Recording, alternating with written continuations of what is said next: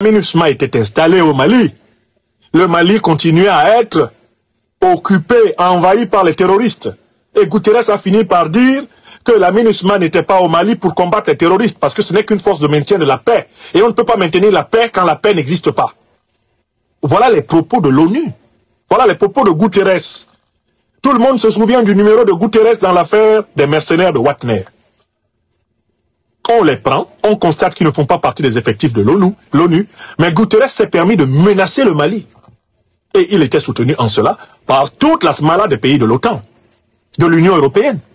Vous l'avez oublié? Voilà d'où vient le monsieur là, Biram Diop. Voilà qui il est. Nous comprenons pourquoi il parle ainsi. Dis-moi d'où tu viens, je te dirai qui tu es. Dis-moi d'où tu viens, je te dirai qui tu es. Biram Diop est un serviteur de la France-Afrique et un valet de l'impérialisme américain en Afrique. Écrivez ça. Écrivez ça. Donc à partir de là, on comprend mieux son discours. On comprend mieux que pour eux, la seule façon de résoudre la contradiction imposée par le Mali, le Burkina et le Niger, ce soit la guerre. Et là, je vous apporte une troisième information.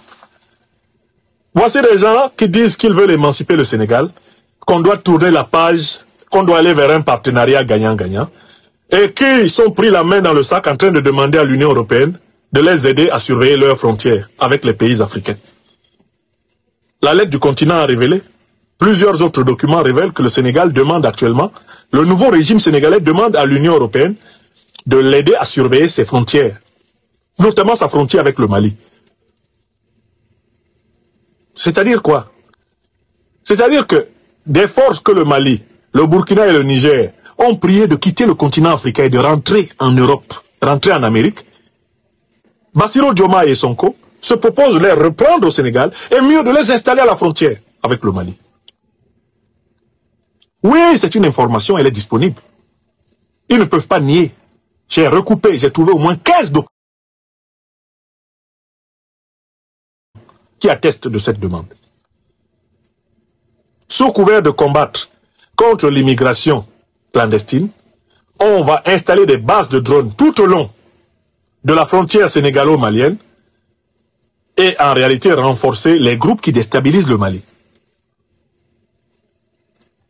De la même façon que l'Algérie, dans son double jeu, renforce les groupes qui déstabilisent le Mali. La Mauritanie, dans son double jeu, renforce des groupes qui déstabilisent le Mali. C'est connu. La Côte d'Ivoire de Ouattara, dans son double jeu, renforce des groupes qui déstabilisent le Mali, le Burkina Faso, le Niger, le Bénin. Dans son double jeu, renforce les mêmes groupes. Ce sont des faits. Je vous avais dit ici, quand j'ai exposé la théorie du triple oignon, je vous ai parlé de l'oignon géostratégique. Il y a les États de l'AES au milieu. Immédiatement autour d'eux, il y a les groupes armés terroristes. Autour des groupes armés terroristes, il y a les armées de la CEDEAO qui soutiennent les groupes armés terroristes. Et autour des armées de la CEDEAO, il y a les armées de l'OTAN qui soutiennent les armées de la CEDEAO, qui soutiennent les groupes armés terroristes. Voilà l'oignon géostratégique qui est en train d'être construit pour empêcher l'avènement de la souveraineté africaine.